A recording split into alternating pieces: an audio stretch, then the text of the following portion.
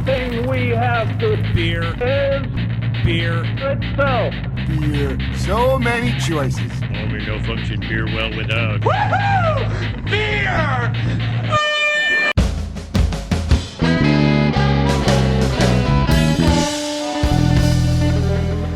Hello and welcome to another episode of Beer Busters, where we're going to bring you the news and reviews of course, some wonderful brews. My name is Dan Baker, joined, as always, by my co-host and brewologist, who is currently photographing Steph things. Hefner. There we go, Steph Hefner, and of course our fermenter tanner, Wayne Baker. who was on cue. Thank you, Wayne. You're welcome. Now, today, we are on location, as I'm sure you can hear yet again, by the vivacious crowd in the background, somewhere I am very happy to be.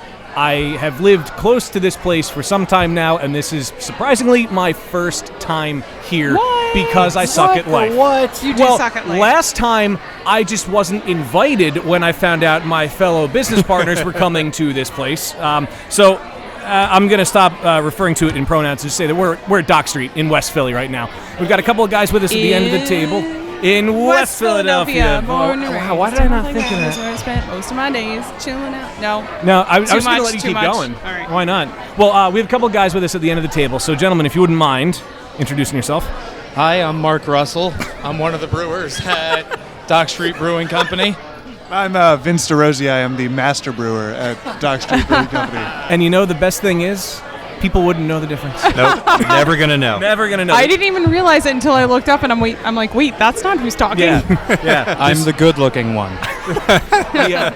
The secret is, well, yeah, see, I get it now. I see what you did there. The secret's safe with us. But I'm happy to be here. Guys, thank you so much for having us out here. It's exciting. I said you. it. I said the word. Appreciate you being here. Yeah, no problem. You're Thank allowed you. to say it. I'm allowed to say it. You know, I had to, the clips I edited for you, Wayne, good God, I gotta stop saying that word overall.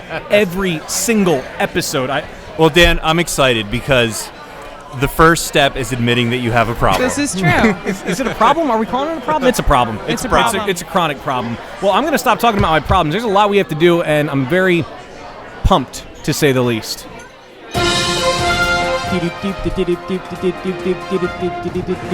All right, so I got a couple of stories. I'll try to keep them short. One is pertinent to Steph, and I wanted to make sure to grab this article for you once I saw the headline. So I don't know if you've gotten to see the articles I have, but for the first time in 256 years, Guinness is altering their recipe. That's right. Guinness is going vegan. Guinness is jumping on the vegan trend. What? Yes.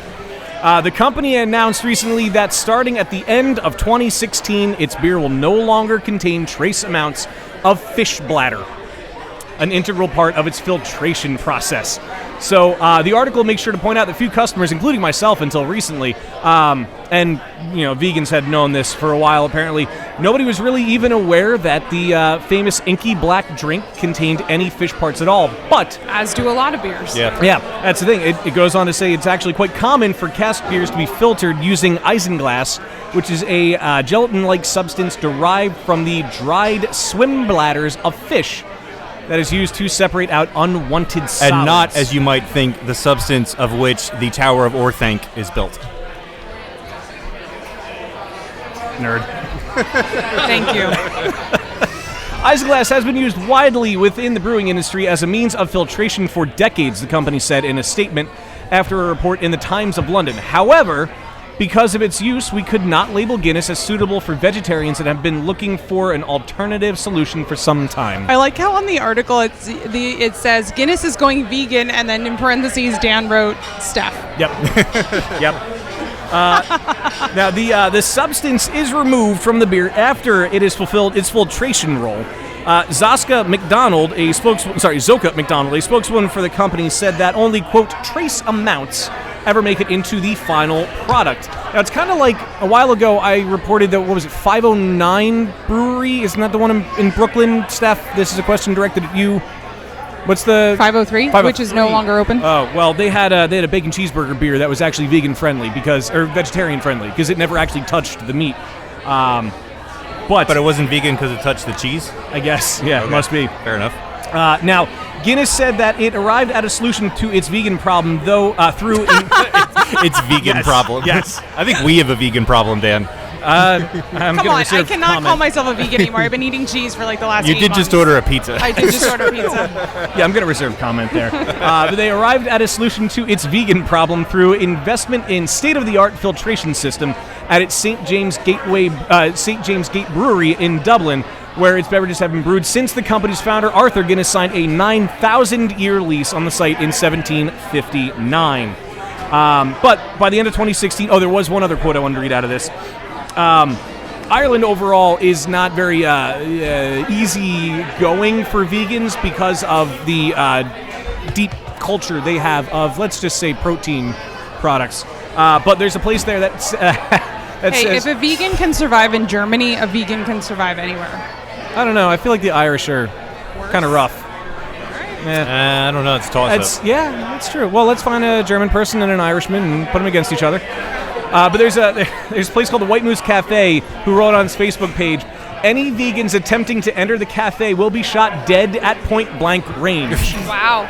While we couldn't usually kill any of our customers, as you say yourselves, meat is murder, so it's fair game if we murder humans as well as animals. There is clearly no difference, the place says on their Facebook page. So look out for that. End of 2016, Guinness will be vegan-friendly worldwide. And Steph hit a button on the soundboard. Oh, that's right. There's more to that one. I forgot. That goes on for a little bit. It's a slow burner, that one. Slow burper, you could say. It's nice seeing you guys. See you later. So the other article I had pertains to the World Series that I'll admit I did not watch. And I know Wayne is... Did it happen already? It did, yeah. Who played? The Mets Two and teams. the Royals. The Royals. I've never heard of them. Two teams that were not the Red Sox. Two teams that were Okay. not the Red Sox, Phillies, or Braves, or Tigers enough. rather, or Bears. Or Bears. Oh my. Oh my. But no, this I really like. So the two teams that made it to the World Series were the Mets and the Royals, and there was a brewery bet between Boulevard and Brooklyn Brewery over the World Series and the outcome of it. So Brooklyn Brewery, they challenged Boulevard Brewing Company to a World Series wager. The stakes were high. The losing city's brewery would have to pour a beer from the winning city's brewery for a week in their own brewery. Now, the New York Brewery seemed pretty confident on October 27th, the day the World Series started, which, first of all, you don't, there's no confidence to the Mets. You don't get confident in the Mets, except for the fact that they made it to the World Series. Anyway, so it was kind of like a Twitter war. So Brooklyn started off tweeting, "Yo, Boulevard beer, it's on. World Series, #LGM." And there's a picture of some Mets flags. But Boulevard didn't want to flinch either, so they tweeted back, "It's on, Brooklyn Brewery.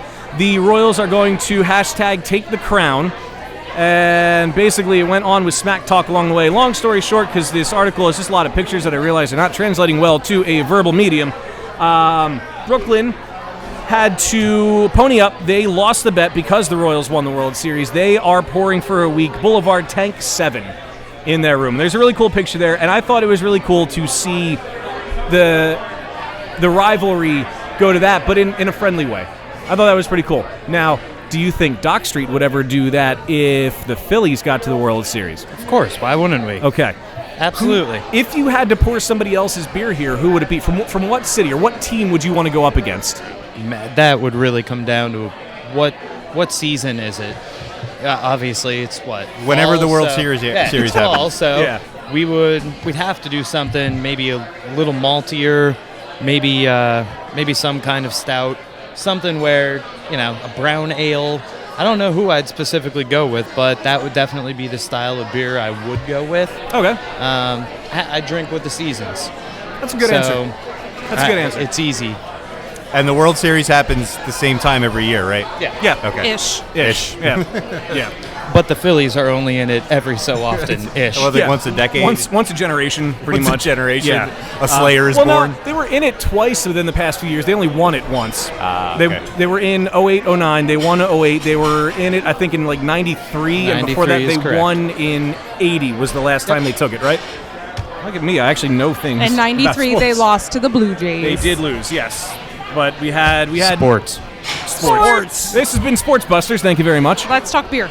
Yes. Let's indeed about- talk beer. Where we are and this beer on the table because I Yes. want to crack it open. I wanna get to that beer in a minute. I'm gonna talk about another beer first that I wanted to make sure that I mentioned. So recently, Dock Street made national news because of a beer that we had on the show. We tried it when we were at Brewphoria last year. Oh, that one. That one. There's a picture on the wall over there. Is there a picture on the wall? Yes, there is. I must have missed that. But it was the beer that had the smoked goat brains in it. Yes, that was before me. Okay. But I can tell you, I think most of what you'd like to know about it. If there is anything you don't know about it. Okay. The one question I had, you may not know the answer to. Then why? I understand why brains, because it went on with the Walking Dead. Why goat? I don't know that, Okay. but my guess might be because it's not easy to find brains. That would probably be a good reason. Maybe it was the first thing to come up. I'm not You entirely Google sure. food grade brains, goat is the first thing that comes up. No, here's the thing. I learned from the movie Clue that in Cantonese cuisine, monkey's brains are a popular thing that they eat. I would imagine... It was also in Indiana Jones. It was, you're right. But I would imagine, being the great melting pot that we are of America, that monkey's brains might be slightly more accessible than goat brains. But, I don't know. That's a good question. Okay. Okay. That is a good question. But are there any plans for that to come back at all? Like, is there a steady enough supply of brains to make more? More Well, brains. we do live in the United States of America. I don't know how many brains. After seeing some election results, how many are really here right now? That's true. That's true. No, currently I don't think we're doing anything like that. Same reason that we're not doing another Wu-Tang barrel. We did something that we really liked. As far as the Wu-Tang barrel went, we did something we liked once, and I don't know, we just don't want to go back to the pot like that again. So try something else, and we'll either fail or be awesome at it. So. Well, 2 awesomes in a row. I think you guys are on the right track here. Yeah. I guess we don't promote the failures nearly as much. Well, you're doing it right then. To be fair, though, for the Wu-Tang barrel, we didn't know what it tasted like until this previous Monday, I guess was the 2nd, November 2nd, and the event was November 4th. So all the promotion that went on was already before there. it, Oh my God. we had absolutely no clue. You could have gone out and just found like another beer of the same style if it didn't turn out right for some reason, and just been like, Who has a yeah, sour golden this that is we it. can use? Yeah, Yeah, but keeping up with our sports theme, that's like hitting a T-ball. it's like hitting a T-ball. What's the point? We're trying, we're trying to brew something cool and trying to do something different. So Absolutely. might as well either sink or swim at it and see what happens. Got to own it, however it turns out. So for our listeners that don't know, explain to our listeners why this is such a cool project, this beer. Well, for us, we think it's cool because we were just coming up with different puns in the brewery one day, and we started saying different titles to rap songs. And I was trying to think of anything that dealt with funk, and I was thinking of old funk songs. Did anything have something in the title? And for some reason, Wu-Tang Clan popped in my head. And one of the brewers here, Sasha, was like, hey, breweries are trying to use like sound waves and stuff. Maybe we should try to do something like that. And it's like, all right, well, I guess we'll ask the owner, Rosemary, if she would be cool with us doing a beer for 6 months in an oak barrel and making headphones for the barrel and playing Wu-Tang for 6 months straight. Which I sounded like a teenager trying to go out for the night. She was like, why do you want to call it Dock Street Beer Ain't Nothing to Funk With? And I'm like, because Wu-Tang Clan has this song that Wu-Tang Clan ain't nothing to f with, and You can say fuck, it's okay. all right. Well, my mom might listen, so I'm not going to. okay, our parents I love do you, too. Mom. I'm sorry. No. She was like, oh, all right, go ahead. It was like this big build-up to this whole, yeah, go ahead, do it. And we did that and played Wu-Tang literally for 6 months. So straight. I'm imagining like the cliche where like you're trying to sell it really hard, and she says yeah, and you don't register that she says yeah, and you just keep saying, you're like, no, I said yes. Wait, what? I did not know that we won. I had no idea whatsoever. It was just, yeah, but the Wu-Tang Clan's really, what? I said yes. And then it just kind of kept going, and the manager of the Wu-Tang Clan called us one day and said, hey, we saw what you guys are doing, that's cool. And it literally just kept going, and That's awesome. it's like, all right, well, there's this weird feeling in the brewery when you come in the morning to shut the alarm off and you hear like old dirty bastard barking into the speakers. It's very, very disconcerting. I'm sure it takes a little getting used to. So I've heard of using headphones, like, if a woman's pregnant, use headphones, play like classical music or whatever. But what prompted the idea for that to do it with a beer? I think for us, it honestly, I think it was Cambridge Brewing Company. I'm pretty sure that's what Sasha and I talked about. Cambridge Brewing Company did a beer called Ohm, and they were just trying to use sound waves to age their beer with. And it kind of played off of that. Originally, I think Sasha's idea was, let's try to get a submersible speaker and actually put it in there. Oh, that'd be cool. But the actual, one of the things we had to be worried about for the beer geeks out there, we had to be worried about the pellicle on top of the beer inside the barrel that's protecting from all the oxygen coming in. So if we vibrated the barrel too much, the pellicle would actually never be able to settle on it. So we were really worried about that, which is one of the reasons we didn't actually submerge a speaker into the barrel. And then, Mark Russell just showed back up with a delicious beer. I'll drink it. Thank you, Mark. So we didn't want to overdo it either. So it's not like we were in here and the windows were shaking with bass. We wanted to have enough that we knew we could put our hand on the barrel and feel vibration.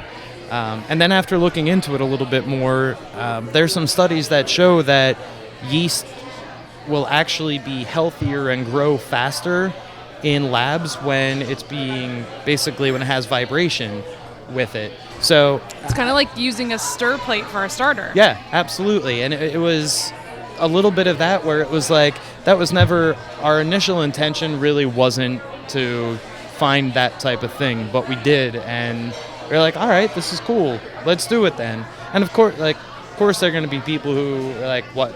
Oh, well, it's a gimmick. It's like, dude, we just got to play Wu-Tang for 6 months. Yeah. It doesn't matter. And not right only that, now. but you actually got Wu-Tang's attention. Yeah. And it turned that's into a even whole cooler. thing. Like, That was ridiculous. that's pretty awesome. It was very weird waking up Wednesday morning and going, man, I've been brewing beer for 11 years now.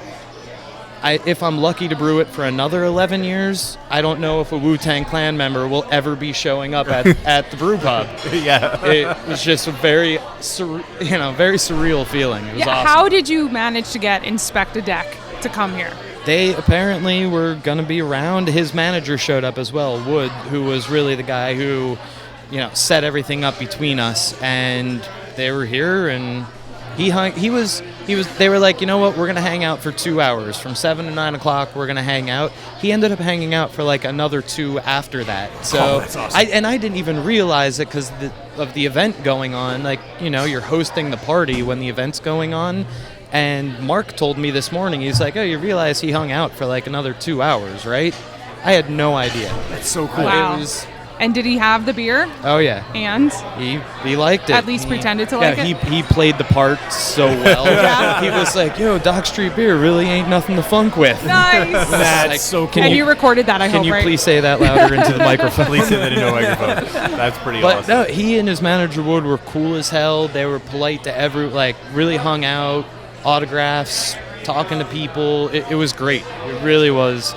It was the coolest beer event I've ever been to. It just so happens that I'm one of the It was brewers your involved event. with That's it. so awesome. So I'm standing there going, I don't know how we're going to top this, but we'll figure You'll think of something. We'll figure Yeah, something yeah. out. So can we drink it? Can we drink it? yeah, I Can we was drink gonna it? ask. Can I we think drink it? I think we should talk a Can we little bit drink it? about the beer itself. That's So true. it's Golden Saison aged in a red wine barrel. I love the sound of everything. Everything sounds really good, really good. And it's a local wine barrel, correct? Yes, it's from Chatsford? Chatsford. Yep. Oh, good. I like their stuff. I don't know how much they know about this, but By the way, Chatsford. I sure hope they like Wu-Tang Clan because they don't have a choice. Well, right maybe now. they'll make a Wu-Tang wine. They'll play it for however long you age wine. And when we were That's lucky such a enough gimmick. to, We were were lucky here. enough We to actually be here have when it was some fermenting. some footage Yeah. of Yeah. the barrel Rub it in, you with dick. Wu-Tang being played into it. And you can the Chadsford stamped on the side of the barrel and the big Wu-Tang symbol all around. It's pretty awesome. I'm sure we'll get some pictures of that up on our website to accompany this episode. Of course. Maybe even throw in some of that video because I don't know if it's going to see the light of day anywhere else. Well, so enough talking. Let's try this beer. Oh my God, this smell! Holy. Oh wow. Like even right up front, off the aroma, you get the wine, but you also get the saison. I love red wine barrel aged beers. Bourbon barrel aged beers I can hang with. Well, yeah. Okay. One of your favorite beers is Red Thunder, right? Oh, absolutely. That's a great Hands beer. down. I love red wine barrel aged This beers. is so smooth. I'm sorry, it's what? It's smooth. I gotta steal your words. Somebody said that before me. Now I just need somebody to say excited before me. It's so good. Oh wow. Oh my God. You get more of the wine in the aroma, but it's there. It's so subtle and rounds The wood it out. and the vanilla notes from the wood you get. And it dries You're up so nicely. Steph, you're the first person to say vanilla. You totally I ju- get the vanilla. I just tried this with my dad one night ago. I saved one bottle for him, and I was like, you're going to get some of this vanilla character in the nose as well, but that really stands out to me. It's subtle, but it still stands out. It's beautiful. It's so good. Oh my God, this is really, really good. I like the wax on the bottle too, as Steph chugs out of it. Whatever's left. The I last got little the drop. dregs. Yeah. We Can I keep the bottle? Of course. Thank you. We spent all afternoon, basically right up until the beer release, double dipping in different wax. Oh, nice. To get It's that so there. pretty. And this is impressive. The bottle cap is No, what the- she's the holding. wax Or the top. wax top It's is, like- is it's what so she's holding. perfect. Smooth as glass. It's amazing. One of our little managers things. was helping me wax these bottles the entire time. She also drew the label, which is two anchors in the shape of a W and Dock Street's logo being the anchor So cool. for a Dock Street. So it's nice it is a family affair. It's great. Perfect. That's awesome. I love it. This is great. It's all, the actual tart character is so subtle. It really is. It's very subdued. I was worried that people might, it's a cool idea, and I thought that it would be a little bit more mainstream for the idea, but so the last thing I wanted to do was just rip people's faces off with a sour beer. I appreciate that. But it still has that tart citrus character on the end that kind of finishes it up. It has a lot of depth to it. It really does, yeah. It's delicious. Please brew more. Thank you. Or do something similar. My dad was like, so did the music actually change anything? Like, Dad, there's so many variables. You can't know. I mean, have you no really can't. idea. Well, Yeah, I would imagine it would because, like you said, the vibrations in it, especially if you're playing rap. I mean, rap is heavy on a beat. That's gonna send it. That's gonna move it the entire time. Well, maybe. Yeah. I don't know. I am getting subtle hints of rhythm, I suddenly feel like I want to break out into a rap. and I like how it finishes with the beat dropping. I tried to be like somewhat scientific about it, and no, because bass waves travel differently than other sound This is waves. true. They resonate more, And they would which- probably penetrate the barrel better. Yeah. It's like if you're driving down the road and you stop at a stoplight and your windows are up and the guy in the car next to his windows are up, but you can hear his rap music blasting. It's the same thing. Yeah, there's a lot of penetration. Speaking of penetration, Wait a minute now. when did you penetrate Dock Street? Because you didn't. You're past 11 years. You have not been brewing here the whole time. That No. segue was a little forced. No, Would you say it was forced penetration? I was born and raised in Iron Hill, and had poor Mark Edelson, the one of the owners of Iron Hill, and Bob Barrar, one of the brewers of Iron Hill, put up with me when I was an immature punk, and they taught me a lot of everything that I know, along with Brian Finn, Tim Stumpf, Chris LaPierre. Anybody in the Philadelphia area should know those guys. Anybody They're like outside brewing of it, superstars for the they're last decade here. amazing brewers, but especially Mark Edelson and Bob Barrar. They're really the two who they taught me everything. I wouldn't know what I was doing without those guys. And poor Chris LaPierre put up with me when I was out in Westchester, and he taught me so much. It was really a long time coming. He put up with me a lot and taught me a lot of stuff, and he was actually the person who put me in touch with Dock Street. and I started here last September, so I've been here a little over a year now, and I think I'm brewing the best beer I've ever brewed. I certainly hope I am, but I really think I am, and it's been great. I get a lot of freedom to do what I want, and as far as the recipes go, and I think some of the failures I've had have certainly turned me into a better brewer, which is pretty fantastic, and that's what I try to pass along to Mark, who is one of the brewers here, but it's awesome. I love it. So what got you into beer in the first place? My grandmother lives 3 houses up from the Yingling Brewery. Oh, okay. Nice. Okay. So it was always, I was playing hide and go seek on their loading docks when I was a kid. I had a great time doing that, and some of my senior projects in high school one of them was the process of brewing beer, which Jen Yingling was nice enough to take me on a tour one day, a little kind of behind the scenes thing, and that's cool. Really Did she explained a lot sneak you to some me. samples, even though you were... No, she didn't. Okay. Honestly, she didn't. Did they do root beer if you're underage or They don't do. drink, right? Did you have the Absolutely. root beer at least? Maybe. Okay. I honestly don't remember, but they the Yinglings have treated me very well. I don't know them very well personally. I'm just saying the interactions that I've had with them, even when I was a teenager, they treated me very well, and I that- always appreciated that. That could but- speak to how they handle the business overall. I mean, there's a reason they're so popular. One, their beer is like the entry into beers that have flavor for a lot of people. But if they can take you on a tour like that, they didn't have to do that, Oh, it was which di- is so cool that they did. And not only that, but they let me take a camcorder in there. Oh, even better. And I basically showed her tour as my project when I was a senior, and that's how I passed my one chemistry class. Nice. I So met- beer helped you graduate high Yeah, school. So for some reason, I was always interested in it. Even as a 17 or 18-year-old, I had a bottle and can collection in my room, and often my mom would come in and say, "Your room smells like a brewery." So just kind of worked out like that. That's cool. I've never been to the Yingling Brewery. Nor have I, actually. Yeah. I mean, You growing up, should go. It's a good tour. yeah. I mean, growing up a little ways down the road, I'm really surprised that neither of us have been there. And the funny thing is, before I really got into craft beer, I drank Yingling Lager exclusively. Oh my It was God, the yeah. only beer I drank. Yeah, same I here. never started with Budweiser or any of that. I started with Yingling. Oh, see, Through and through. I started with Coors and Miller. In fact, I remember my college graduation party. I asked Dad to get a case of beer, and he got Coors. I was actually kind of happy about it. Yeah. Because I didn't know what flavor was then. But yeah, it was mostly I preferred Yingling. and I've actually recently started drinking it again. Yeah. I haven't since I really got into craft beer. I haven't really drank it's a good lager. standby. And I realized down the street from me is a pizza shop, sells 6-packs. They sell Budweiser, Coors Light, Corona, Yeah. but they also sell Yingling. And I was like, I want a cheap beer that's easy to get close to my house. You know what's sneaky? What's sneaky? My dad and I keep Chesterfield, a case of yeah. Chesterfield ale, in our houses all the time. Yeah. All the time. Yeah. That's my all right, I just want to relax and You just want to drink something. Just you don't want really beer. You Yep. just want beer. I just want and beer. I want not easy to drinking. Not to say that it's not packed with flavor, obviously, but that's like hometown right there. It's Yeah. not. That's It's not a what we end pumpkin up peach drinking. ale. I actually I started at Iron Hill as a server, and was really, really bad. I was a very bad server, and the managers there who were good recognized that very quickly.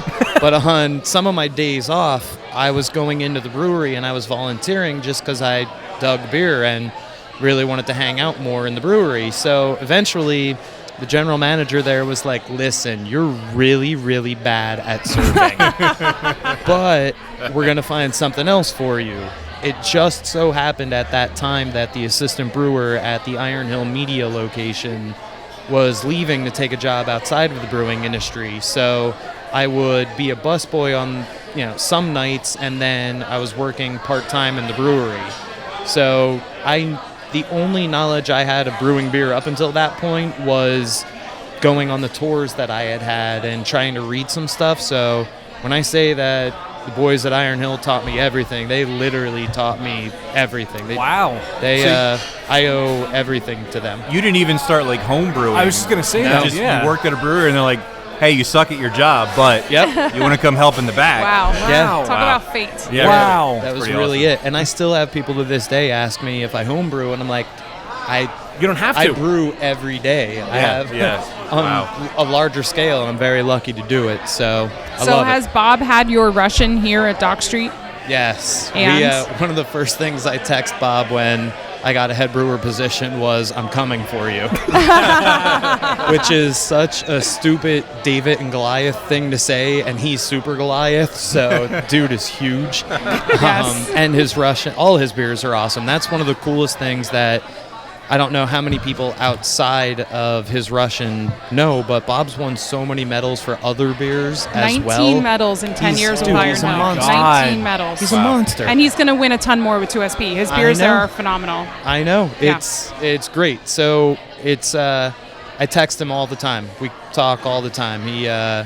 He's the man. He's That's awesome. That's really cool. Amazing. Yeah.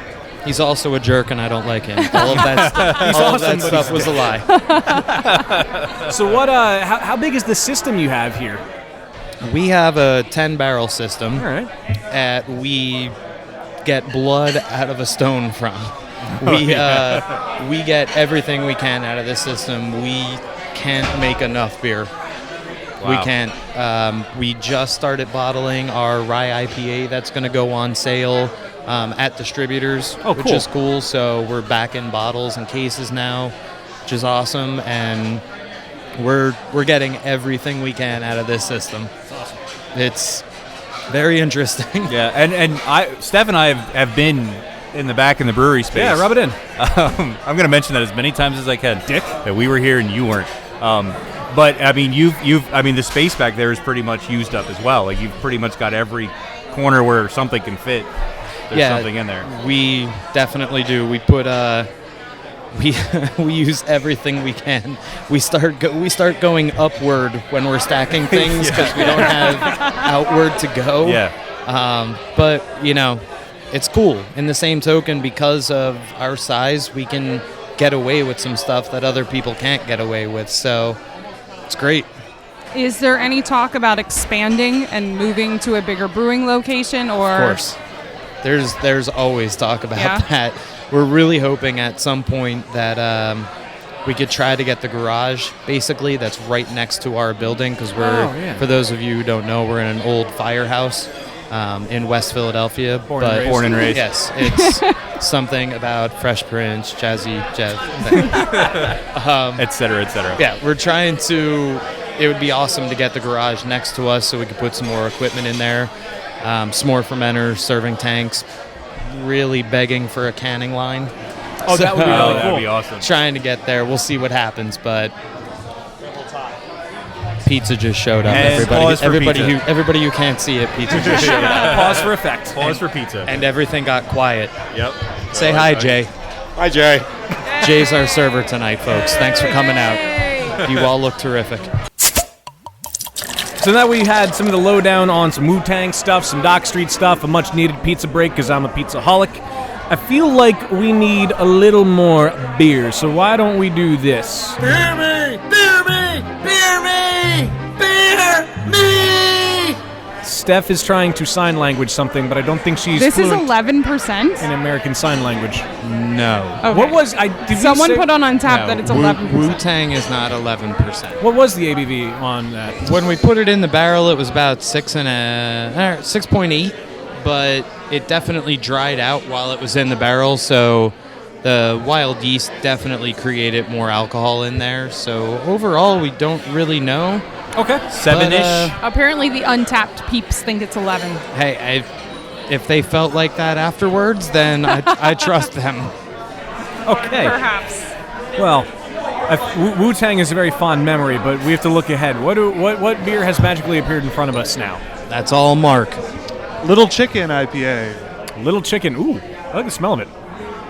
Ooh, I really like the smell. Is it Little Chicken because it's a session IPA? Is there a big chicken? No.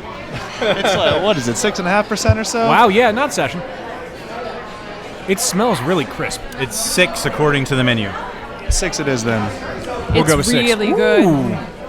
Ooh, I like that. Oh, it's very really good good. after pizza. I will say this is great for after pizza. I wonder how it would have Yeah. been during pizza. I guess Probably we have to even order more better. pizza Get and another find out. pizza. Yeah. This Hey, is a Jerry, good. we need another pizza. a good I had pizza it during beer. pizza. It was Does it work? very good during It was pizza. good. It's very good during pizza. But I feel like it has to be a pizza that has meat on it. None of that vegetarian shit. I feel like it's very good during pizza would be a good title for this episode. There you go. That's appropriate for Dock Street. Better than the other idea we had. Yes, much better. What's Little Chicken taste like, Mark? What are some flavor notes? He's making you work now. Get close to the microphone while I talk into it. Oh my Is god. this close enough for you? Well, it's got a lot of citrus characteristic. We used Citra and Falconer's Flight as the dry hops. So that's a lot of what you're getting in the nose. Is a lot of citrus characteristic. I mean, there's a little bit of body, mostly Pilsner as the base malt. But we used some Munich in there as well, just to give it a bit more complexity. Good word. Good Yeah, word. yes. big words. Searching for the good words. You know. It comes across very well. I like It seems very well balanced. Yeah. It is Yeah. very well balanced. It's I very like clean the fact and that easy it has a drinking. body, but it's not overwhelming. There's a lot of hop characteristic, obviously, but it's not overly bitter. Plenty of citrus notes, while also having a nice sweet malt body. Yeah.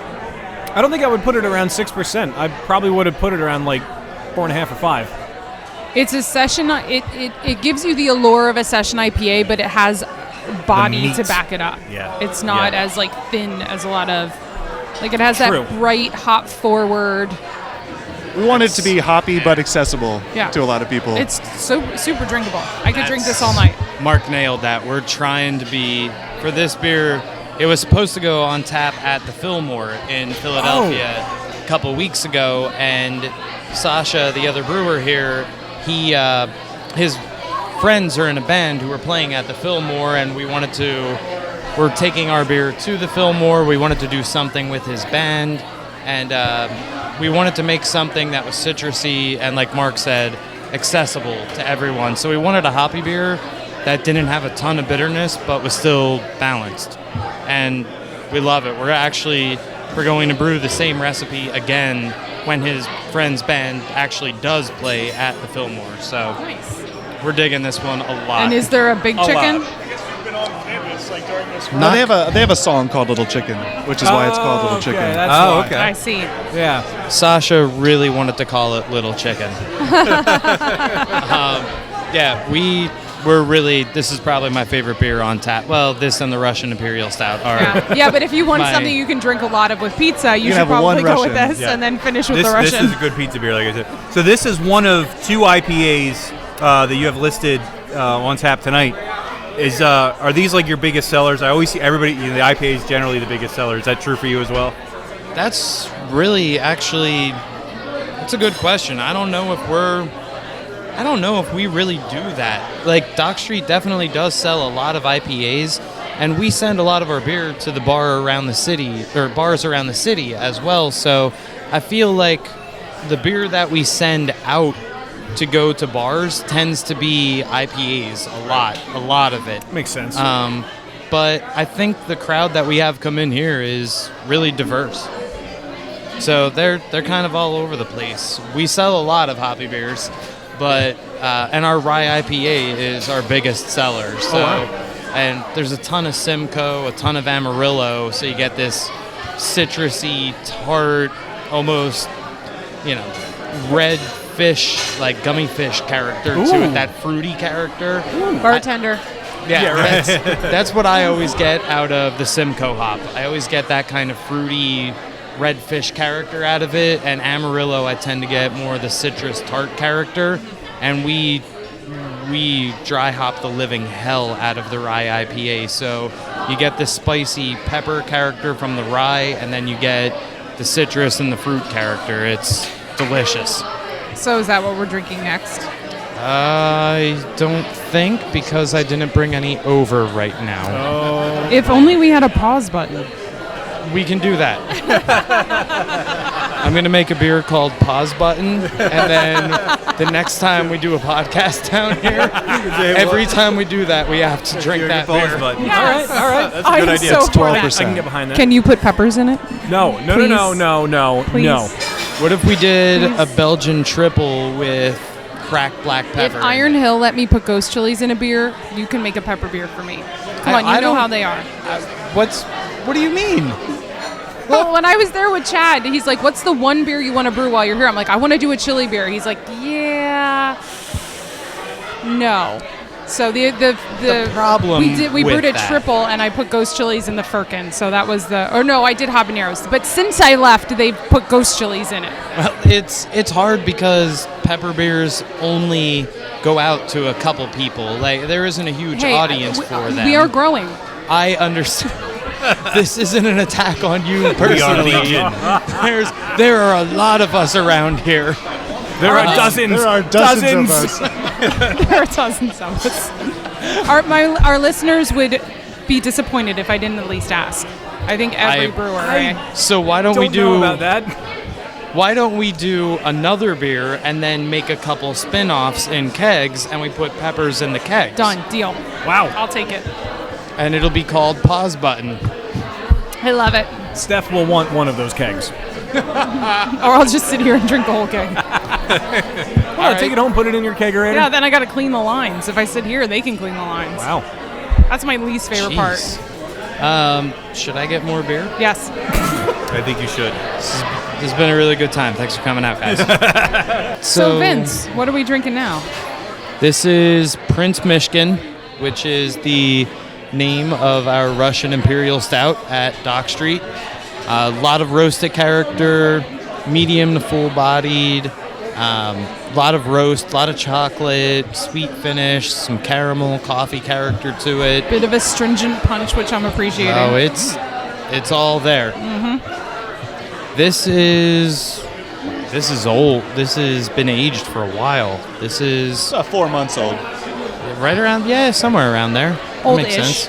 Yeah. Well, the next we're brewing another one of these in another batch of Russian in probably about 2 weeks, and we have a couple empty bourbon barrels that we plan on putting it into, and we have some bottles of this batch that we're currently drinking downstairs, some bombers of it. I don't know how long they're going to be down there, but it would be cool to just put, if we have 7 cases, bring out 1 case a year. Nice. That'd be Have awesome, yeah. 7-year-old Russian, or maybe not. We'll see how it ages. But you have to taste it and know how it Touche. ages. It gets to that point where you have to drink it at some point. Yeah. I have a couple bottles like that at home where it's more like collector's items. It's like I don't want to open them. Yeah. I have The original packaging. yeah, I have bottles where I'm like, I was really thinking about that the other day. I don't know when I'm going to drink some of the bottles in my basement. I have no idea. There's some really cool bottles that mean a lot to me, and when's that point? When do you open those Saving bottles? it for a special occasion. When's that occasion? And when's the point where it goes past that point? Yeah. You're like, why open now it? I've missed it. Yeah, you Yeah. just don't know. So The idea of having it is better than probably what it'll taste like Although, at this if point. there's ever a nuclear holocaust, and you get We're all going Well, to yeah. Vince's house. you've got beer. See. At so least there's look at that to way. hope for. Hey, I'm always looking on the bright side. I really the hope optimist. there's a nuclear holocaust so I could drink this beer. It would be a fitting end, to be honest. It really would be a good way to go out. No better time than the end of the world. That's right. So I got to ask where the name Prince Mishkin comes from. It's oddly enough, it's a character in a Dostoevsky novel. Oh, okay. And Look at us getting all highbrow. at Iron Hill, I did a beer called the Grand Inquisitor, which is a character from a Dostoevsky novel, and it was a bourbon-aged Russian Imperial Stout, which came up in my interview at Dock Street. Rosemary, the owner, was talking to me, like, oh, do you know we do Prince Mishkin? And it was like, oh, yeah, from Dostoevsky. And I was like, did you You're know hired. Did you know that I did this one? And it just so happened they were both Russian no, you were Imperial hired just Stouts. because you knew. You knew the reference. That's all that mattered. It was cool. It was really, to this day, is still so random that Russian Imperial Stouts, 2 different iterations of it named after Dostoevsky characters. You're the second brewery I know of that used something related to Dostoevsky. Crime and Punishment. Their Grod Inquisitor. Oh, yeah. They have the Grod Inquisitor, which is such That beer is amazing. Yeah, it's fantastic. It's smoky and sour and heavenly. It's a lot of fun. We did when I did the Grand Inquisitor at Iron Hill, Mark Edelson, the owner, he saw the first label and said, it just doesn't seem intimidating enough. It wasn't imposing. I'm sorry, it was imposing was the word he used. It was kind of like a statue of a priest almost, but it wasn't, like with his hand up in the air. And eventually it became this label that had, again, what looked like a clergy member with his arms crossed and kind of much more imposing. He was much more of an inquisitor, and it just, you make the beer and the beer is delicious. You want everything, the actual package to represent that. And it was kudos to Mark for recognizing, like, this is the Grand Inquisitor. This isn't some guy laid back like, hey, come in the house. It's really nice to see you guys. Hey, I have a couple questions Would you for like some tea? Come here for a second. But In your own time. yeah, he nailed that one. So, yeah, it was funny that 2 Russian Imperial Stouts had, Dostoevsky It was meant to reference be. to them. Speaking of nailing it, this beer is great. Thank you. We have a little work to do. I'm not gonna lie. I'll be honest. It pairs very well with pumpkin whoopie pies. Thank you, Wes. Yes, thanks, Wes. Thank you, Wes. You're something special, Wes. I love you. Now, this is you said this is the one you sent to GABF, correct? Yes, it is. Oh, wow. We didn't win anything, but we know what we're gonna do to change that, which is cool. I mean, And of course, Bob's Russian did win something, which it usually does. he, like I mentioned earlier, is a monster. He's an absolute monster. You'll get there. Yeah, it's fun. I mean, Bob knows exactly what he's doing, and it's great. I mean, he's so good at it, and if you're brewing beer and you're having fun doing it, sometimes it's cool to just completely experiment and do something that nobody else has tried, or you don't think anybody else has tried, and you challenge yourself to make something new. Sometimes it's a lot of fun to enter a competition and say, follow these exact instructions and see if you can make this work and test yourself that way. And I feel like some of the breweries I enjoy the most are the ones who are testing themselves constantly to Perfecting the styles. try to have something new. What's the point of, it's kind of like music. What's the point of making something you've already heard? Right. It's not creative. You're just Although following something I feel like you else. need to learn the tune before you can fuck need the with music it. theory. You know? It helps you hone your talent. You got to learn the chords before you start messing with, Absolutely. And after you have the talent and the know-how to do that, hopefully you create your own vision and make some stuff that is your own. Right. You got to So- walk before you can run. To me, How many more I was metaphors just can we gonna come up say, with? yeah, you gotta slay bears before dragons. You got to know when to hold them. Go and fold them. And know when to fold them. that to me is one of the coolest things about Bob's Russian is that it's so exemplary that try to beat him. If you want to play that Russian exactly how the Great American Beer Festival and World Beer Cup defines it, then try to beat him. And There's that's a chance beautiful. that Bob could go up against Bob. We'll see. I don't know about that, but it doesn't. That's like an alternate universe where Bob is facing Bob in a Russian Imperial Stout category. It could happen though. Now we can talk more later. It's cool though.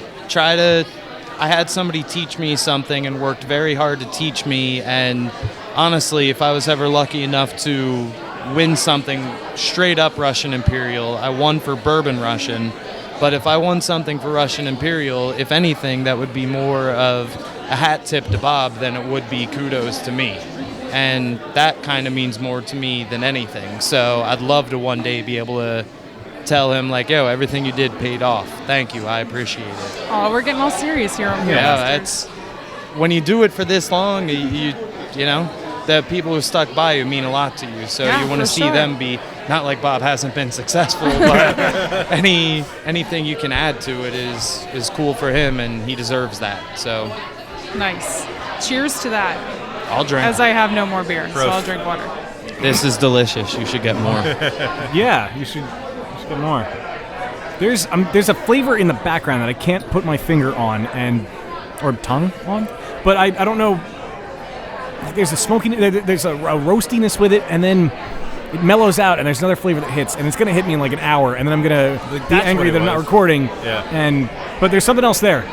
I believe you. Thanks. Thank you. I appreciate that. Yeah, I think it's just kind of like the Wu-Tang. There's so much depth to the Yeah. beer. There's so many different layers of it to taste that you work your way through it, and Yeah. it tastes different with different sips. And when it warms up a little Yeah. bit, you get a lot of different flavors. So it's hard to put your finger on it. I think that's one of the beautiful things about the beer. Yeah, I agree. And I'm forcing myself to not finish it so I can let it warm up a little bit to see what happens. There's more. Well, I mean, if you insist. There's always more. There's always more. We could pour more right now. It's literally we should- right over there. We should pour more, let them sit off to the side and warm up, and drink them at the end. That sounds like something I would say. I know. Does sound like something. I'm surprised she you would didn't say it first. I know, right? Sounds like something I would drink. All right. I thought you were going to say it sounds like something you would do, but I don't know. What? Huh? What? I had a hiccup. Oh, okay. Well then, shall we?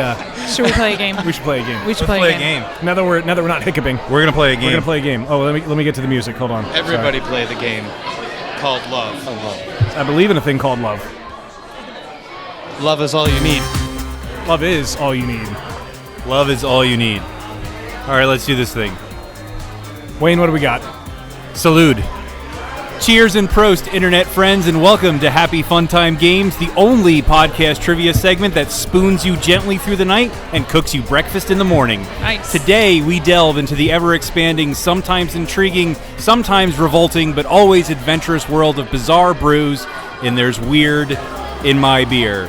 So the way this game works, ladies and gentlemen, is I'm going to tell you a little bit about a beer and give you multiple choice options as to what the weird ingredient is that beer is.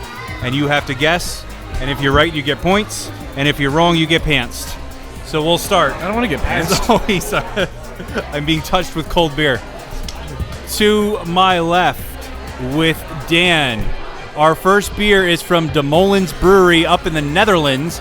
Brewed up a unique saison for a beer fest that was made with a rather unusual ingredient. Hint, this beer has hops in more ways than one. Was it made with rabbits, Gotta be kidding. frogs, Yeah. or grasshoppers? None of those sound appealing.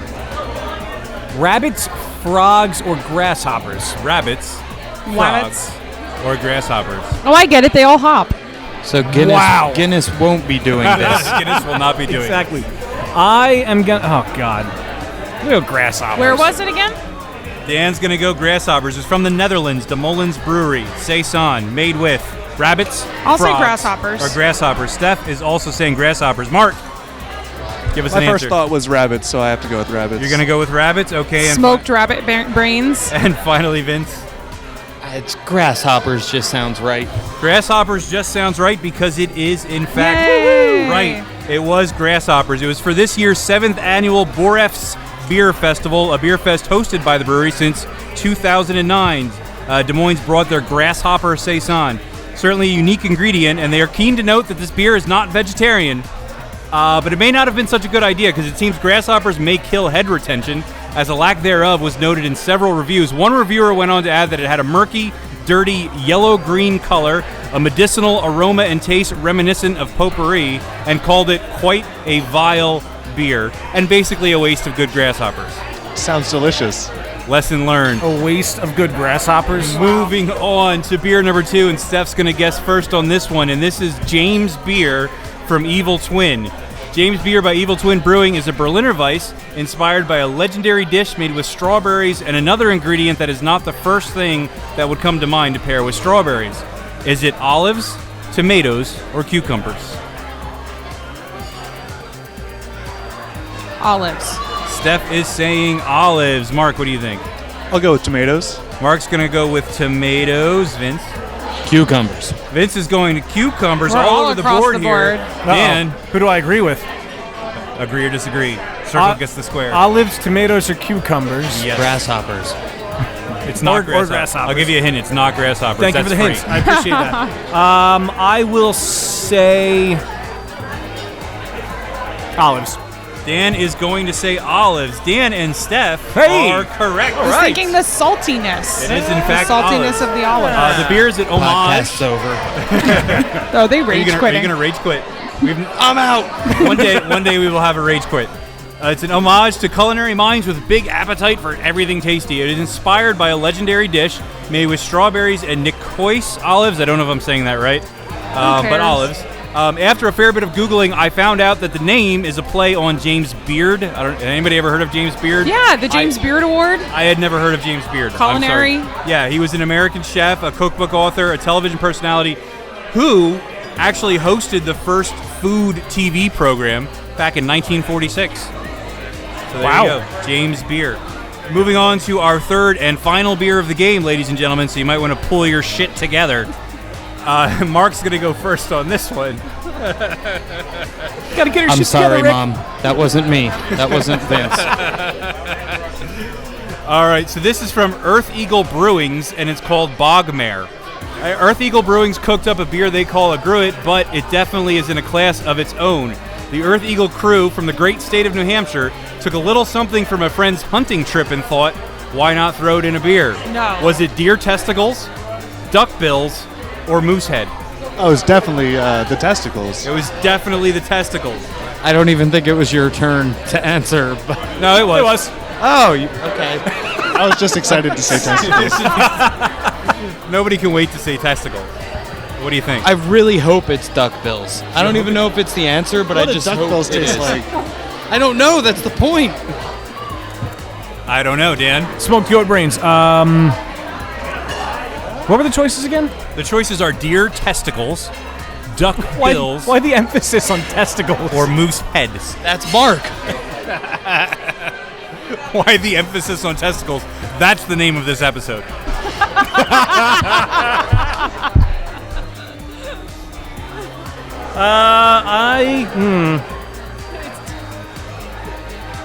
This is way too Like- much thought. no, No, but he's here's really. I'm gonna say testicles, so you can skip him. All right, Steph's gonna say testicles. I'm gonna be the odd man out. Moosehead. You're gonna say moose head. Good strategy because you're the only one who was correct. No fucking way. You were the only one who No was correct. fucking way. It was actually more precisely the broth from a boiled moose head. Oh, you didn't say the broth of a boiled moose head. But, That would have changed everything. After browning / caramelizing the skinned moose head with a blowtorch, with a rub of salt and pepper for good measure, the head was boiled for 3 hours with the resulting savory broth drained into kegs and then refrigerated. Then an amber gruit was brewed with native herbs from the area, sounds nice, and just before flame out, 20 gallons of the broth was added to the boiled wort. Thus was born Bogmare. A recounting of this endeavor can be found on their blog at eartheaglebrewings.com, complete with photographs. No. Eartheaglebrewings.com. Look up Bogmare. I would rather see pictures of testicles. They're actually not that bad. So anyway, that was our final question of the game, and I'm going to add up the scores real quick here and see who our big winner of the evening is. And my God, ladies and gentlemen, we've seen a lot of miracles on this podcast throughout the years, and we've just witnessed another because with a perfect score of 3 whole points, my brother Dan Holy shit. is our big winner of the game. In the second place. words of Steph, I'm 3 for 3.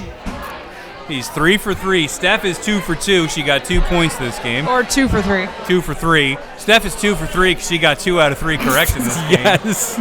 Vince has a respectable 1 point, and unfortunately, Mark is sitting down there, sad-faced at the end of Completely the table unrespectable 0 points. with absolutely no points whatsoever. It's okay. You And can has think of lost testicles. all the I got to respect say of everyone in testicles the a room. few times. You do get to say testicles, and that's all that matters. Testicles. Wow. Yeah. On that interesting note, I feel like we have to learn something now. So here's this. No. You beers. No. Know your beers. Steph, what do you got? So today we're going to do something a little different. we're going to have a history lesson, kids. Oh, yay, history. Today we're going to talk about beer in Philadelphia. Did you say kids?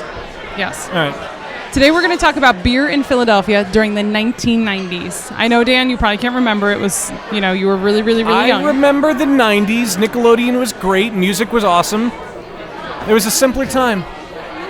Sure. Nobody had cell phones. People paid attention to things. Wasn't it harder to look stuff up in newspapers and stuff? It was. And people had beepers. They did have beepers, yeah, You but could make them say boobs. I never had a beeper. And Oh, 911. calculators, yeah. 911.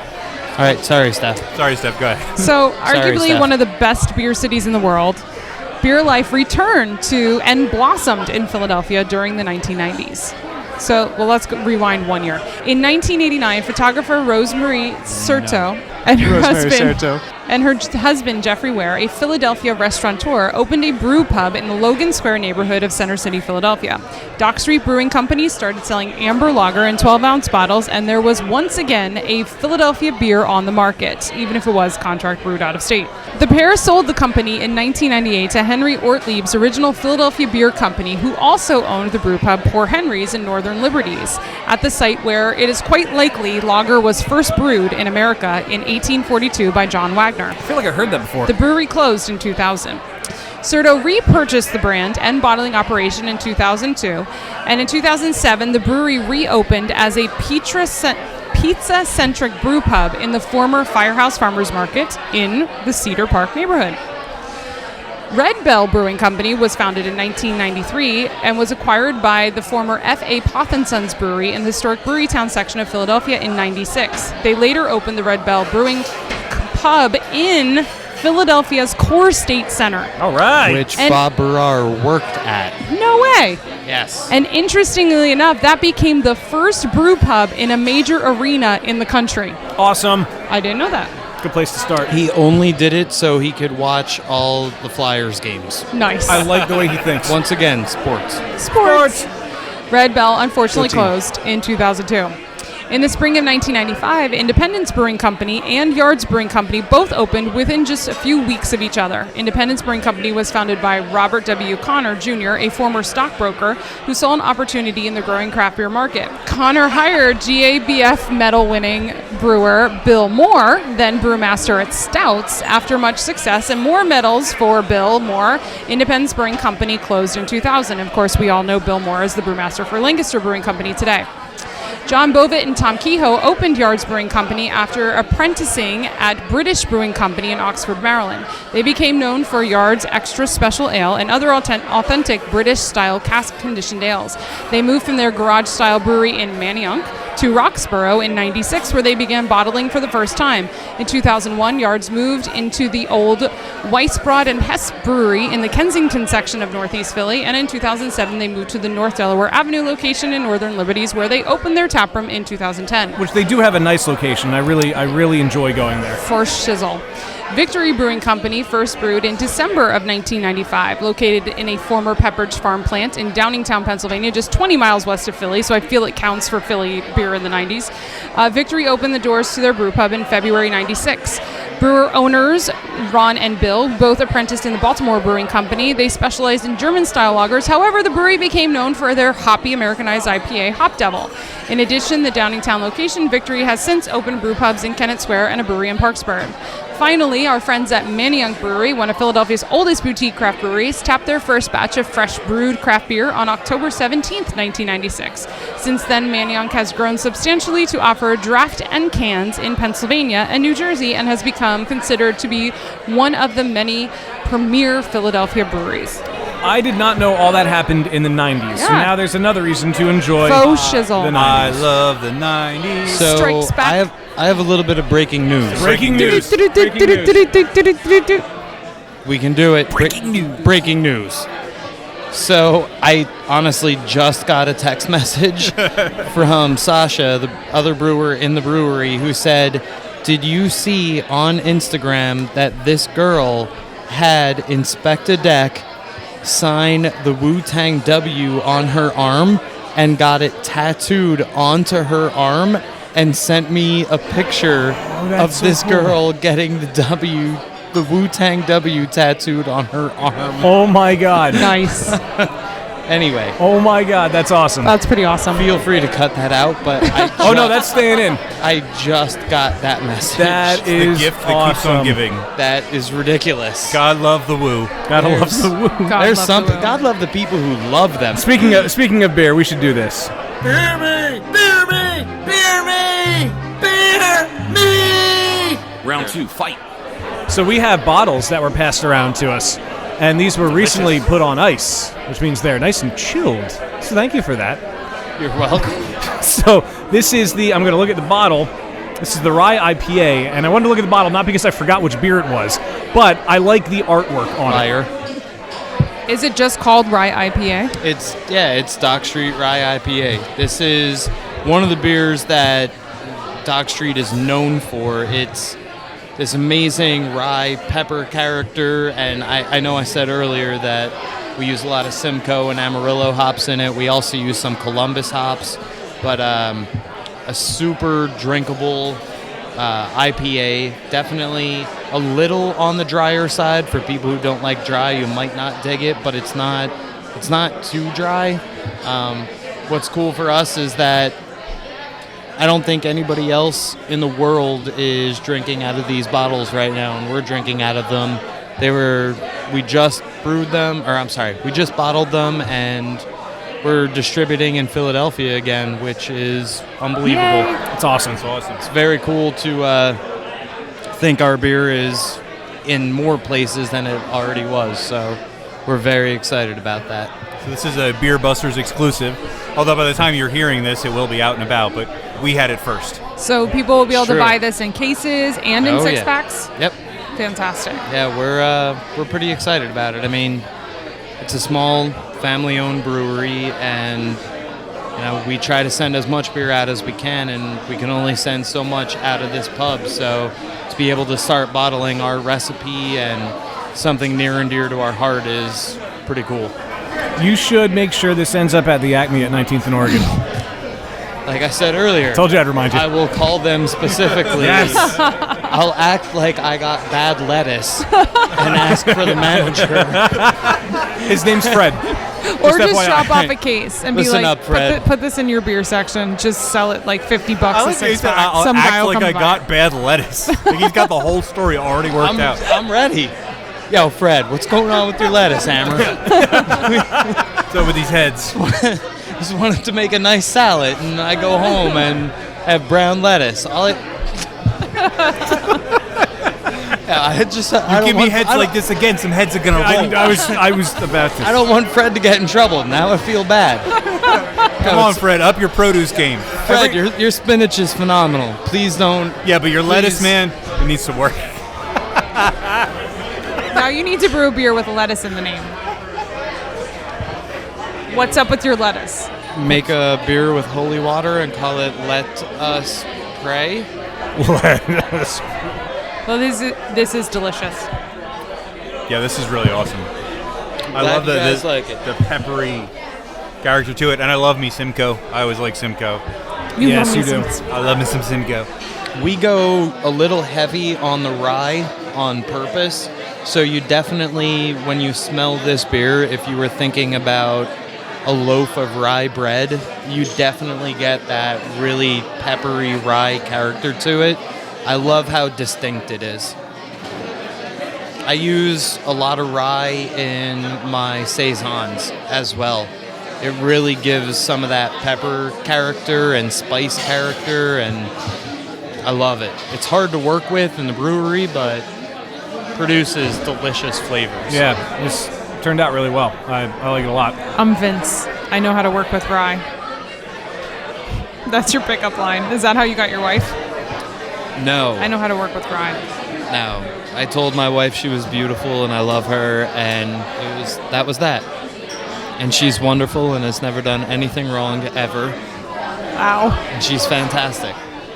For real, she showed up for the Wu-Tang release with my 18-month-old daughter, who was losing her mind, just crying and... Or she was singing Wu-Tang. When I saw her, she was pretty happy. She was handing out high fives. Yeah, that was very minimal. Don't want to turn this into my kid and wife, but it's not... a brewer spends a lot of time away from his family, and the people who can hang out with the family they're very lucky, and the wives and kids and family are very supportive because we do a lot of events and they show up and it's awesome. And beer doesn't know it's Christmas. Yeah. No, it does not. But see, I always try to release my Russian Imperial right around Thanksgiving.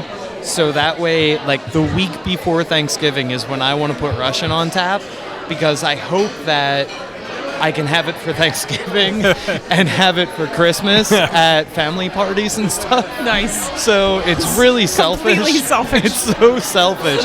But I honestly, that's the main reason. Like, I try to release Russian right around Thanksgiving, and then I always take a growler home and have it for Thanksgiving. And if it's not going to be around for Christmas, I'll take it off for like a week. I'll save one keg, and then I'll put it back on tap. If you come right in the before middle of Christmas. December and it's not on, it's Vince's fault. No, but if someone comes in here looking for it, I'll pour it for them. I really will. I contacted a guy And you will say, you're ruining my Christmas, right? Exactly. No. I hope you're really happy with everything you've done.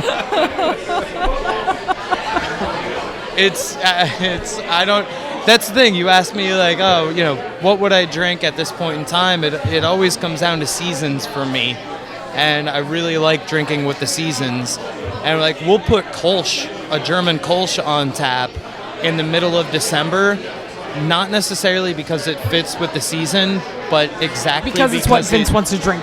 Because it doesn't fit with the season. And I can't think of how many brew pubs I've gone to where maybe I want to start off with an easy-to-drink beer, and to have a well-done Kolsch is hard to find in the middle of December. Yeah, and no, you're right. Last year, my first year here, we kept Kolsch on for, I think, like November to March or something. So there's, we'd put Russian on, but we'd also put Kolsch on and have a balance from it. I don't know. I think that The perfect black and tan?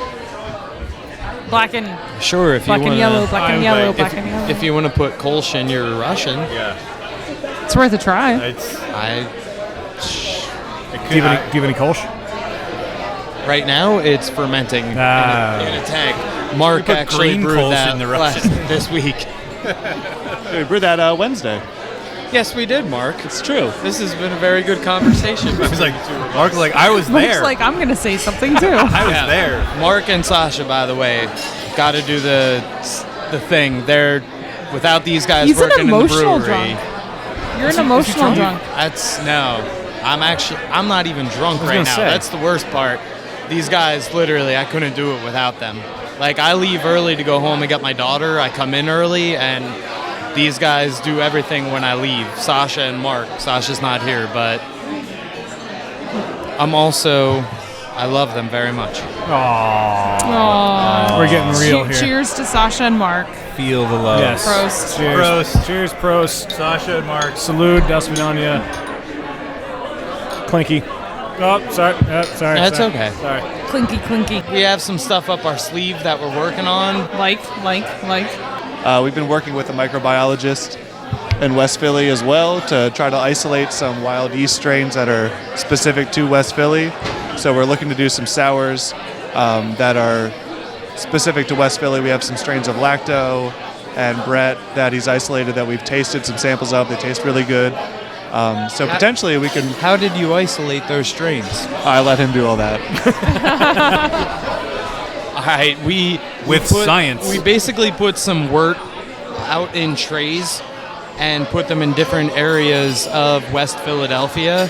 And Michael Sue, a microbiologist who frequents the pub, offered to isolate the strains that ended up eating the wort in West Philadelphia. So Stop saying West Philadelphia. Stop it. Born and raised. Well, yeah, this yeast It will be called born and literally raised. be This yeast is born and raised. There's On the a there's play, a did beer it spend most of its days? But did you put one on a playground? actually. Well, we had one right next to the See, brewery, yeah. and there's a playground across the street. So Cedar- yes. Cedar Park is right So it across the spent street. most of its days on the playground. The entire day it was sitting there. It's spent on the playground. Did you have a basketball next It to it? never relaxed, it never acted all cool, and it never played basketball anywhere, especially outside of a school. But so we're isolating this yeast. We're trying to get this cool yeast strain that you're only going to find Does in it West have an aunt and Philadelphia. uncle that live in Bel Air? Stephanie. Ooh, Stephanie. You started it. I know. No, you just said West Philadelphia. Will Smith, Exactly, that's all it Will takes. Smith started that. And it, honestly, that was You could get him here for the release. Sasha Yeah, I'm sure that Inspected much deck more of a first, long Will shot. Smith next. was the one who really wanted to push this and isolate a strain in West Philly. And Thank you for saying It's- West Philly. Now, Sasha's also been pushing for to incorporate this with something that could benefit public schools in Philadelphia as well. Yeah. So we can make Aw. a West Philadelphia beer that also benefits public schools in Philadelphia. This is one of the These most are different warm-hearted ideas that episodes we've ever that we've done. been working with, but it's just about getting them all to come together into you something. know, we're in a very cool area in West Philadelphia, and it really it's such a different group of people and so many different cultures come together. It's awesome. We had during the Wu-Tang release, there's a West Philadelphia rapper named Chill Moody who Chill Moody? came for the release. He's awesome. Yeah? And we stood in the brewery and just talked about the area and just talked about the people, and he talked about how West Philly was down for a little bit and it was a hard spot, and Dock Street really helped turn that around. It was something, and people could hang on to it. And he specifically said, like, I felt like anybody of any culture could come into this brewery, and it was awesome. It was so, like, we're having a Wu-Tang beer release, and this guy who grew up in West Philly, who's an amazing popular rapper, is like, you guys help do something, and it's awesome. These are the people, like, this community, they're the people who come in and drink our beer and eat our food and support us, and without them doing that, we can't do this. You wouldn't be here talking to us, Drinking Wu-Tang beer. drinking delicious West Philadelphia beer for no other reason. So we're lucky. We're very, very lucky.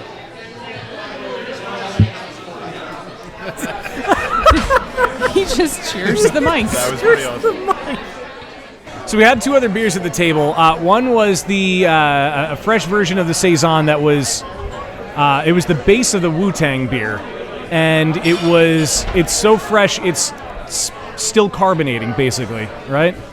We were carbonating it when we started the podcast. Okay. It is now officially It's officially carbonated. fully carbonated. We have Yes. experienced the carbonation. and ready for consumption, except it's not on tap. Okay. So we I feel pulled honored. We pulled this out of the serving tank. I feel honored. I won't make you repeat yourself too much. There were technical difficulties and we lost a fair amount of audio from that, but I wanted to at least point out the Saison's delicious, and it's so good and bubblegummy and fresh and yeasty and awesome. And the yeast is the star. I agree. The yeast is the star. Now, That's awesome. We Thank didn't you. get to talk too much about the other one. That is Control. The Control, because that was right when the computer Control. decided to shit itself. Not the woo. Not the Woo. But this one, it's the same beer, but this was pulled out of the red wine barrels, but you can already see a difference in the color of it. Like Major right off difference. the bat. Huge, huge difference. You know, the funny thing is we never actually planned on having a control. It just so happens we had some wine barrels and we wanted to fill both wine barrels, and they were in different locations in the brewery, and one of them had Wu-Tang playing and one of them didn't. Obviously that doesn't explain the difference in could. flavor, but that's the most beautiful part is it could. Yeah, because Go ahead. You can choose to believe whatever you'd like to. I believe that it does. It might and it might not. But I believe it does. I choose to believe that a large man comes down the was gonna say the chimney same and brings gifts Wow. and makes everyone happy on a certain day in December. Yeah. So, Yeah, it's the 14th, right? but yes, it's Valentine's Day in December. He wears red, There you go. Yeah. No, but I mean, we don't know. We have no idea. Who cares? And what was kind of cool is this was actually a last-minute decision. It truly was. We were like, you know what? It seems like some people are going to show up at the brewery. Let's put some more beer on tap and let them try some other stuff. Even if this had nothing to do with Wu-Tang, it's a beer we pulled out of a barrel and that we added wild yeast to at the same exact time 7 months ago, basically. So let's see what they taste like. And it just so happened that they did taste different. There isn't nearly as much red wine character in the control. There isn't as much vanilla in the control. And as you mentioned, you get some of the tart character in the nose and in the flavor up front right away. Yeah. And there are multiple ways to explain that, but one of them could be Wu-Tang. that old dirty bastard made it taste delicious. Thank you, old That dirty old bastard. dirty bastard. That old dirty bastard. The Church of ODB. Yeah. That's right. We emptied them both one day apart from each other. We bottled the Wu-Tang on Tuesday. We pulled it out of the barrel on Monday. I'm sorry, we pulled it out on Tuesday and bottled it on... It was a penis joke. I'm sorry, Mom, I love you. We bottled it on Tuesday, and then we bottled the non-Wu-Tang on... Actually, we didn't bottle the non-Wu-Tang. We just put it into kegs because we didn't even think... You're like, hey, we bottled enough. Yeah. We're done. Why should we bottle it? Yeah. So we had a keg of the Wu-Tang and a keg of the non-Wu-Tang on tap at the same time, along with the bottles that we sold. All right. I choose to believe. I choose to believe. The truth is out there. That is not a penis joke. Or is it? Wow. Only the file at your doctor's office would truly. Which The is an X-file. X-file. Wow. Yeah. The truth ain't out there. Yeah. No, it's not. It's down here, baby. The truth is protected by HIPAA. What? HIPAA to the hoppa, and no, you don't stop it. You better check yourself. Before I wreck myself? Yes. I already have. That was one of the funniest parts of this entire Wu-Tang thing is that every person had a name. Multiple people were like, I can't believe they didn't make a cream ale and call it Cream Rules Everything Around Me. You could just spend the rest of your career making Wu-Tang beers. Oh, wouldn't that be the life? Well, you're in their good graces, so it could be the life. It's could still, be. I told you, we woke up in the morning, we're like, oh my God, Inspector Deck's gonna come to the brewery. Nothing in the brewery seemed like it was difficult that day, like scrubbing the floors or anything like that, which happened. Scrubbing the floors with a deck brush was like, who cares? This is great, we're doing a Wu-Tang beer This is the most fun I've ever had. and, Paid for this? and then people came walking in for the beer release into the brewery, and they're like, their feet were making little marks on our clean floor, and the three brewers all kind of looked at each other like, really? All right, we'll let it go. It's tonight. Well, that's Love it. awesome. I'm glad it turned out well. The beer was really, really good. Yeah, and thank you for sneaking a bottle aside for Yes, us. We thank you for that. appreciate it. I love that you guys are here. Thank you very much. Thanks for having us. Dude, I got to hang out and talk about beer. And Wu-Tang. I'm cool. That's what sounds like a wonderful Friday night to me. That's right. I totally agree. You might be hearing this on a Tuesday, but this Friday night was Yeah. was really, really a lot of fun. It was a good Friday in West Philadelphia. The dirty looks that I'm getting.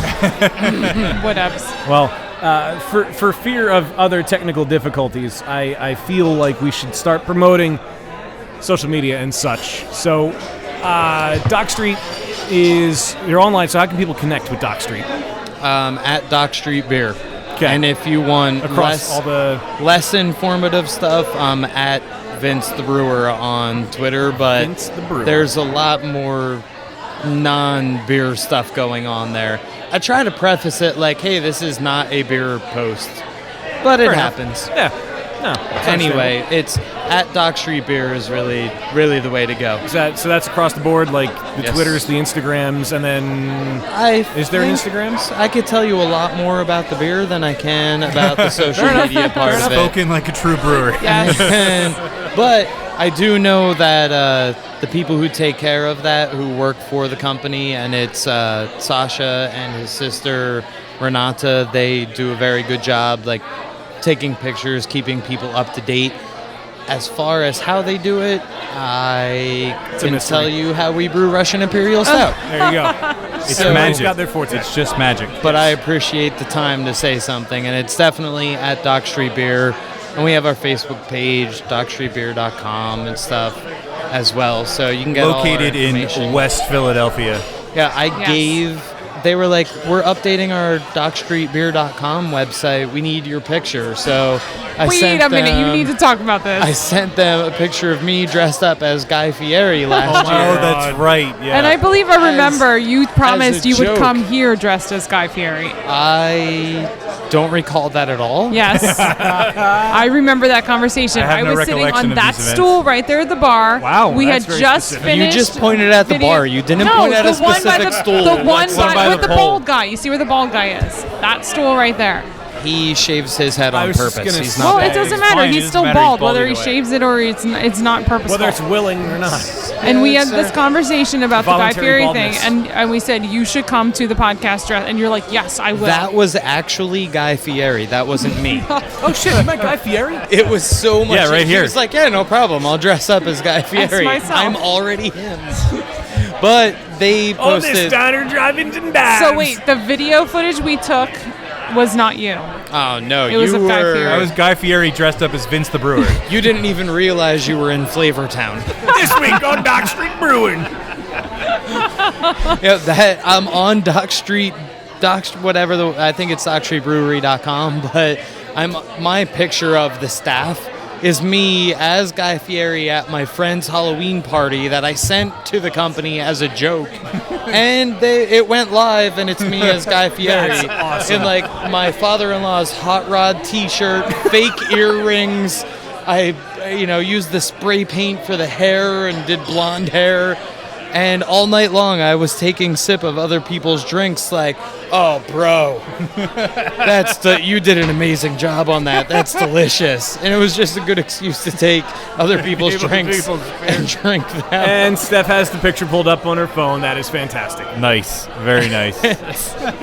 Anyway, thank you guys and thank girls. you I so very much. much appreciate all of it. You guys are awesome. I really appreciate it. Thank you. I was super echo fun. the same. It was a lot of fun. The beers were fantastic, and I'm glad we were able to do this because I know we had met you before the thing at the place At the in thing. July. Yep, with the guy The and the thing. Batdorf. Batdorf, that place, and the thing that day, the Hopapalooza. There we go. That's the word I was Yeah. looking for. And yeah, it was a lot of fun, and I'm glad we got this to happen. And those few months went by very quickly. Sure did, man. I had to find a babysitter for tonight, and it was. Thanks, Mom. It was really well worth it. It's Good. I'm glad It's to hear. awesome. I hope you guys come back again. For sure. Absolutely. I live 15 minutes away. You trust me. I'll be back. Yeah, since you haven't been here before. Hey, first time for everything. All right. He doesn't get out much. I don't. I really don't. Well, that sadly brings us to the end of another episode of Beer Busters. And it's, as we've already said, it's been a lot of fun, a lot of good stuff, a lot of good beers, good people, and it's a shame Mark had to go. Mark, thank you. I hope you're listening to this and hear this at some point in the future. Make him listen to this. And Sasha as well, Sasha. the other brewer. Yes, Those Sasha, guys thank you deserve for credit. the contribution to the beers as well, and And Vince loves you. all the West Philadelphians. born and raised. Hell yeah. Whether or not you were born and raised, if you live in you're a West Philadelphian for tonight. Yeah. I'm Dan Baker, joined by my co-host and brewologist, Steph Hefner. and of course our fermentator. Wayne Baker. No squids were harmed in the making of this episode, but Guinness will soon be vegan. Yo, Holmes. Smell you later. Smell you later, indeed.